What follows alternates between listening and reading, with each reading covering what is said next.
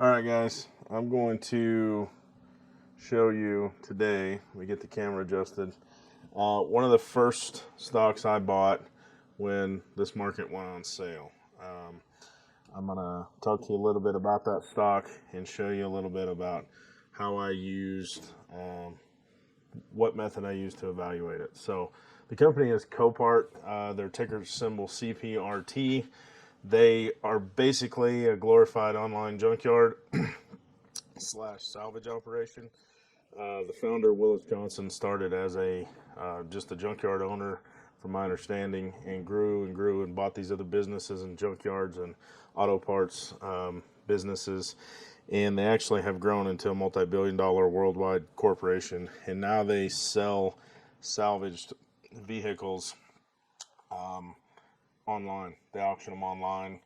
They sell the parts for like body shops, or salvage yards, and they also sell vehicles that can be rebuilt, like salvage title rebuilds or non-salvage title ones.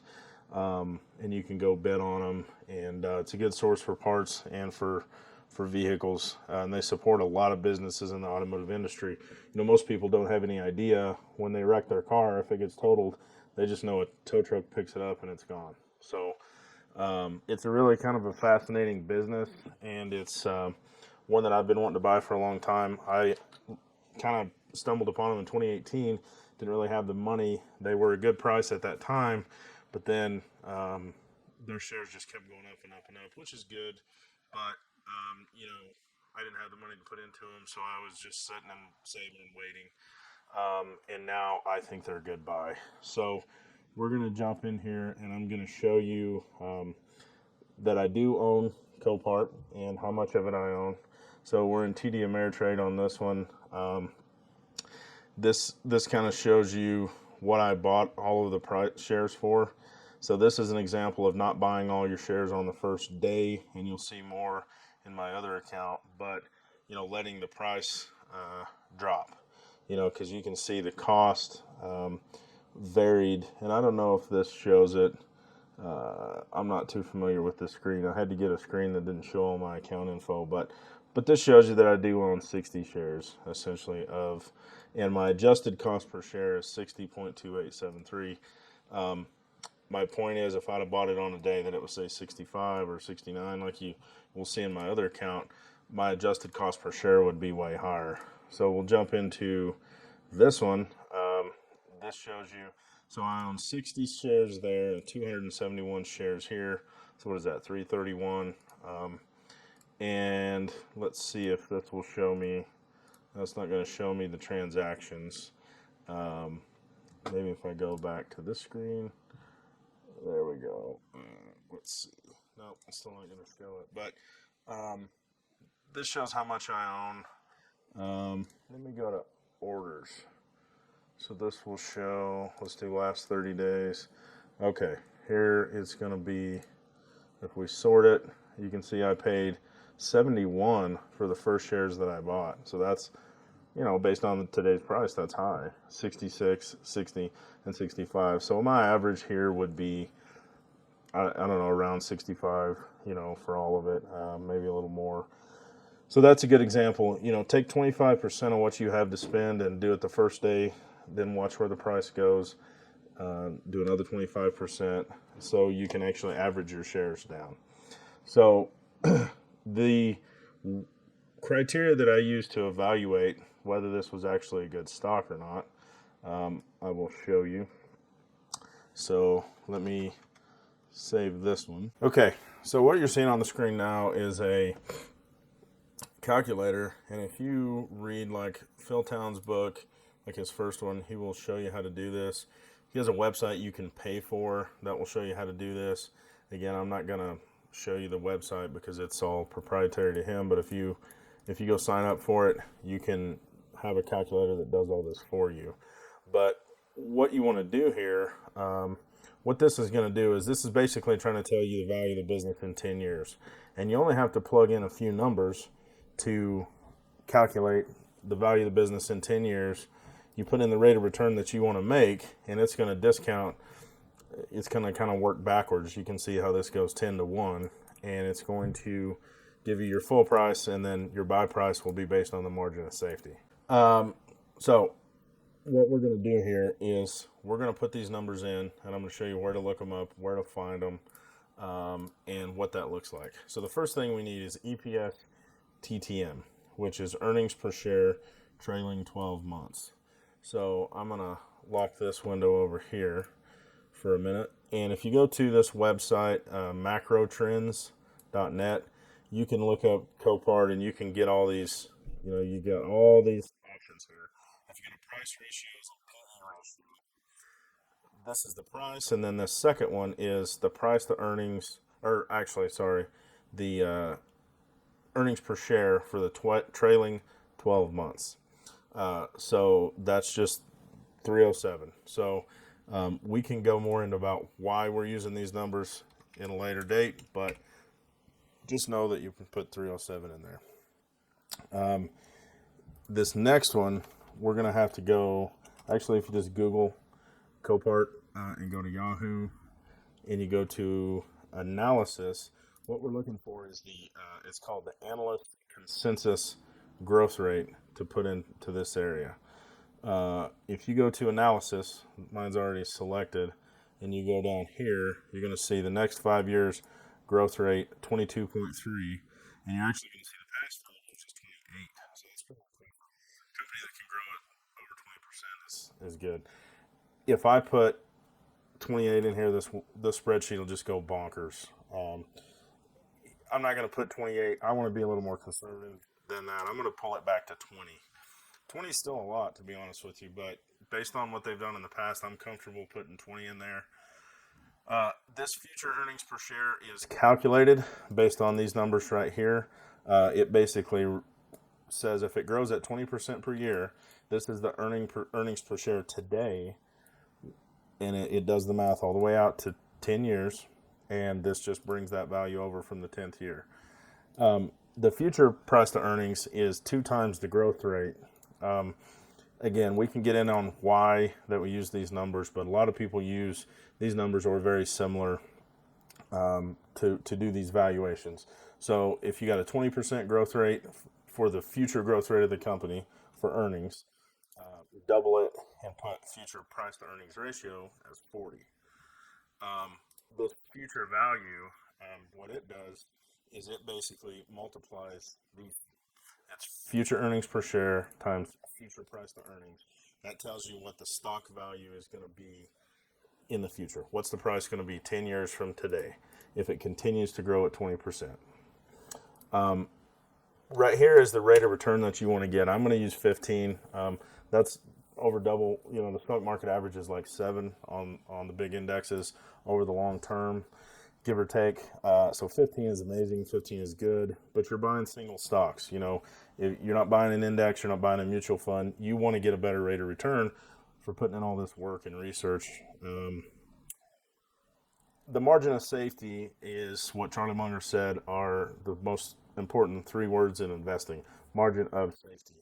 Basically, what we're doing here is what it has done is it's calculated 128.14 as the full price valuation of the business. That's what it's worth all day long, based on their ability to earn money, to grow money, their assets. So I want to buy it for half price. I want to buy $100 bills for $50. So I'm going to put in a 50% margin of safety, and you're going to see this change to a buy price of $64.07, which is simply half of the full retail value. If I change this, if I was comfortable at 75, or if I wanted a bigger margin of safety, 75, it would have to be all the way down there. If I only wanted a 25% margin of safety, it would be 96. I want 50 or very close to it. So that gives me a buy price of $64.07. And as we saw, the current price is $60.15. It is lower than that, so that's good. That's what I want. So that is the beginning of why I chose to buy this stock, why I chose to buy Copart. You want to look at a lot more than this, but this is a good example. I'm going to show you a couple other things.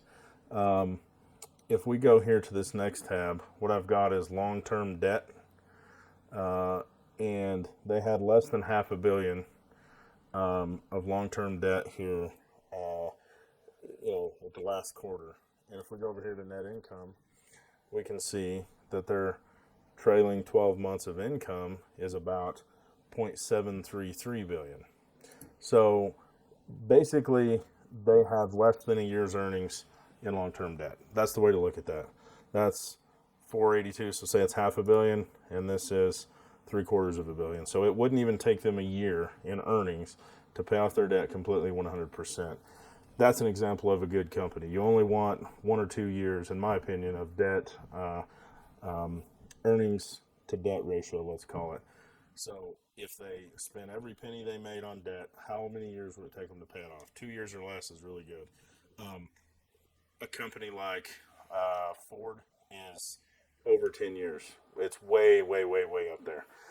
Tesla, there's a lot of these companies that operate on a ton of debt, and those are less likely to be able to weather the storm. They're less likely to be able to survive when something happens like it's happening right now, and their revenues temporarily go through the floor and their stock price drops to the bottom. You don't want a company with a lot of debt.